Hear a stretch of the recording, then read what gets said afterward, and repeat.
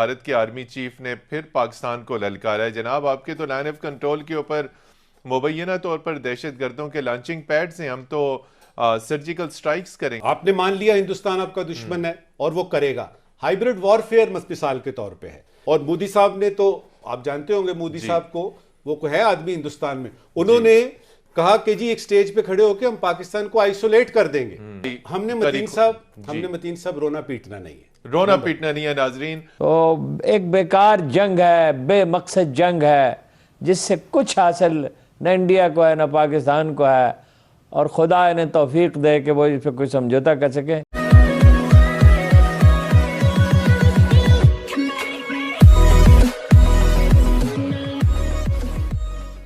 نمسکار دوستو، یہ viral fact. پہلے ایسا کہا نہیں جاتا تھا کسی بھی پاکستانی ایکسپرٹ دوارا کہ بھائی یہ سب کچھ چھوڑ دو اور بھارت سے رشتے اچھے کر لو۔ پہلے یہ سب کچھ کہا نہیں جاتا تھا، لیکن جب سے مودی نے مطلب یا پھر کہے کہ انڈین آرمی نے جب سے دو سٹرائک کیے ہیں اور بارڈر پر اچھا خاصا جواب دیا جاتا ہے، جب ایسی سچویشن آ جاتی ہے، تب سے لے کے اب تک پاکستان کے کئی سارے ایکسپرٹ ایسے ہیں جو یہ کہنے پر مجبور ہو جاتے ہیں کہ بھائی مت کرو بھارت کو چھنچھڑو مت، ادروائز ایسا ہو جائے گا کہ بھارت حملہ کرے گا، اور اگر مان لیجیے کہ وار چھٹ جاتی ہے تو ہمارے پاس اتنا ایمونیشن یا پھر کہے کہ گولہ بارود یا پھر اتنے پیسے ہے ہی نہیں کہ جو بھارت کے ساتھ ہم کئی دنوں تک ہم یہ لڑائی مطلب چالو رکھ سکے۔ تو اچھی بات یہ ہے کہ چھوڑ دو اور یہ کوئی پروگریسو بات کرو، لیکن پاکستان کے اندر کئی سارے کٹر لوگ بھی موجود ہیں جو کہتے ہیں کہ نہیں ہم کچھ بھی کر لیں گے لیکن ہم لڑائی لڑ کے رہیں گے۔ تو دوستو اسی کے بارے میں یہاں پر چرچا ہو رہی ہے۔ ویڈیو شروع کرتے ہیں اور آپ سے ریکویسٹ ہے کہ اگر آپ نے ہمیں سبسکرائب اب تک نہیں کیا تو ضرور کر دیں۔ ویڈیو شروع کرتے ہیں۔ محمد علی صاحب، بہت زور دیا گیا ہے کہ پیس ود دا نیبرز، یعنی ہمسایوں کے ساتھ امن پر مبنی تعلقات، وہ تو پاکستان کی اول دن سے یہ پالیسی ہے، خارجہ پالیسی کا عام ستون ہے۔ خارجہ پالیسی آپ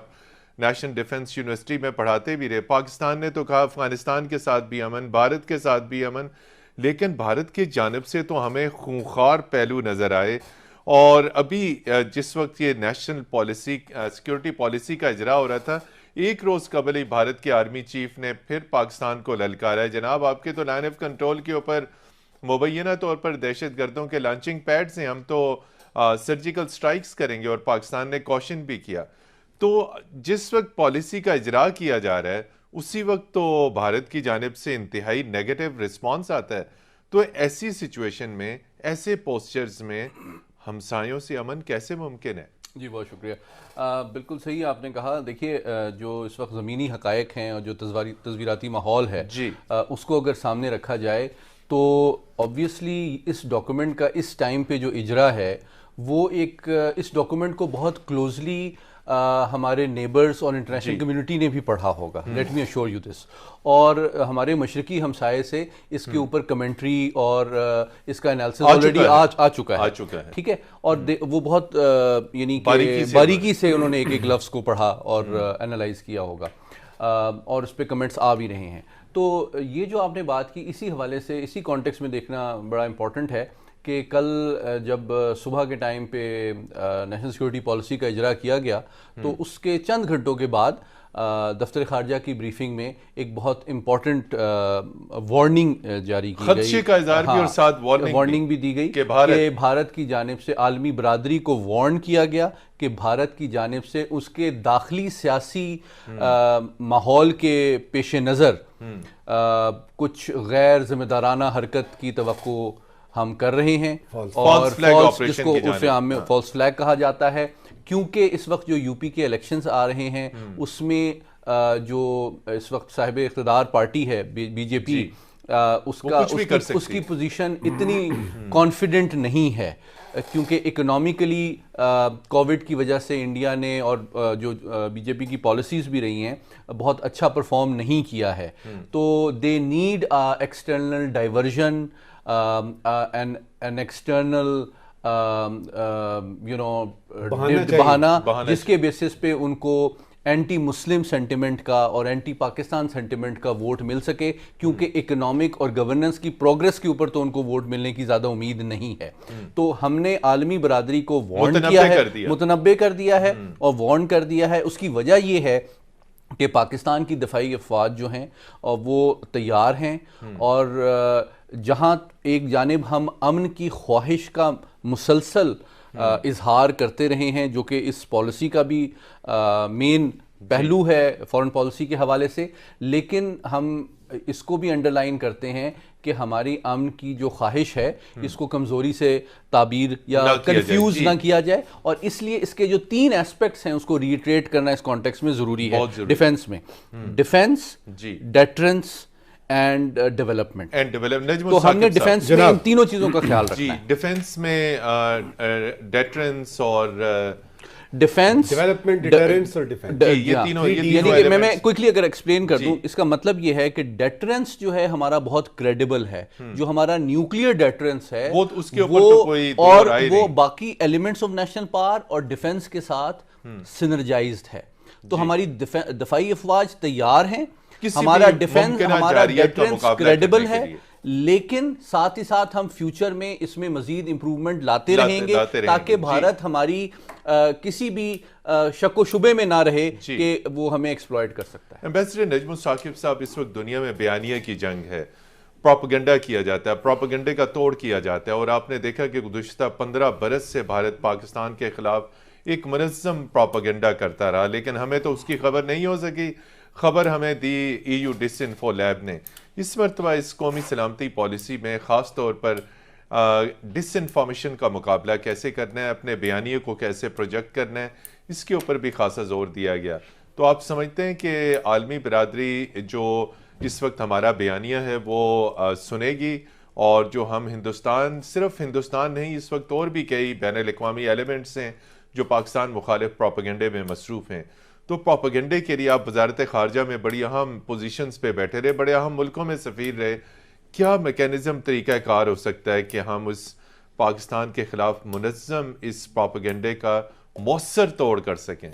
آپ نے مان لیا ہندوستان آپ کا دشمن ہے اور وہ کرے گا۔ ہائیبرڈ وارفیئر مثال کے طور پہ ہے۔ ہائیبرڈ وارفیئر میں آپ کا یہ میڈیا، ادھر کا میڈیا دیکھ لیں،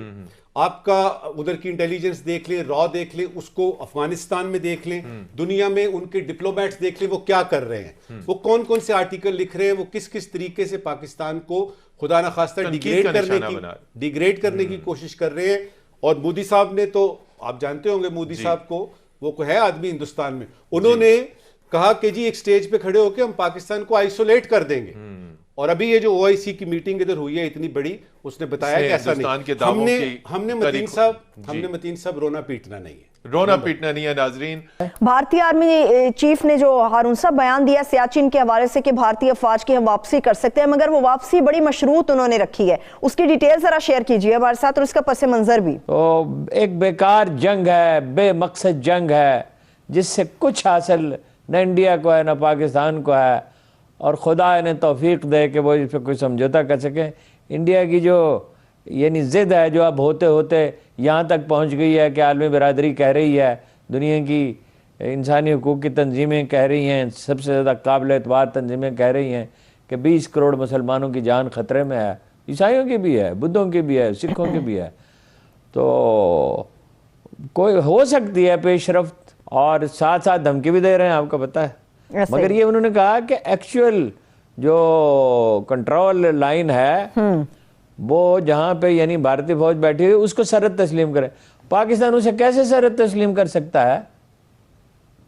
یعنی بات چیت تو ممکن ہے دوبارہ پھر سے شروع ہو جائے، اس لیے، اور دوسری طرف وہ یہ دھمکی دے رہے ہیں، یہ عجیب و غریب بات ہے۔ انگریزی محاورے میں کہتے ہیں کہ بیک وقت گرم اور سد، ٹھنڈی اور گرم پھونکے مارنا، کہ جی وہ لانچنگ پیڈ سے اپنا کیمپ سے اپنا مجاہدین کو داخل کرنے والے ہیں، اور اگر ایسا ہوا تو بڑے سنگین نتائج بھگتنے ہوں گے۔ ادھر شیخ رشید صاحب نے بھی کہا ہے کہ جارحیت کا خطرہ ہے، اب میں نہیں کہہ سکتا، ممکن ہے کہ وہ لوکل کنزمپشن کے لیے وہاں۔ معذرت کے ساتھ ہارون صاحب آپ کو میں ٹوک رہی ہوں، مگر شیخ صاحب نے تو مارچ تک کی بات کی ہے، شیخ صاحب نے مارچ تک کی بات کی، یہ مارچ تک انہوں نے کیوں کہا ہے؟ ٹھیک ہے اگر وہ کہتے جارحیت کا خطرہ ہے، مارچ میں کیا ہونے والا ہے؟ مارچ میں کیا ہونے والا ہے؟ لانگ مارچ ہو رہا ہے، مارچ میں J-10 طیارے اور وہ میزائل جو ہیں ان میں نصب پہنچ جائیں گے، اس لیے غالباً وہ یہ بات کہہ رہے ہیں۔ میری سمجھ میں نہیں آتا کہ انڈیا حملہ کر سکتا ہے، اس لیے کہ حملہ، یہاں لوگ چوڑیاں پہن کے بیٹھے ہوئے ہیں، یہ وار ہارڈ اینڈ آرمی ہے، اور وہ کہ کیا یعنی ایڈونچر کریں گے تو پاکستان نہیں کر سکتا، پاکستان اس کا جواب نہیں دے سکتا، پاکستانی فوج جو ہے وہ تعداد میں بھی اب کم نہیں ہے، اس لیے کہ 10 لاکھ آرمی تو ان کی وہاں بسی ہوئی ہے مقبوضہ کشمیر میں جی اور دوسری جگہوں پہ، اور کتنی ریاستیں ہیں جہاں بغاوت ہے. تو وہ میرا نہیں خیال ہے، یعنی ظاہر ہے یہ آپ ہاتھ پہ ہاتھ رکھ کے تو نہیں بیٹھ سکتے. دشمن کے بارے میں یہ خوش گمانی تو کبھی نہیں ہو سکتی کہ وہ آپ کو نقصان پہنچانے کی کوشش نہیں کرے گا.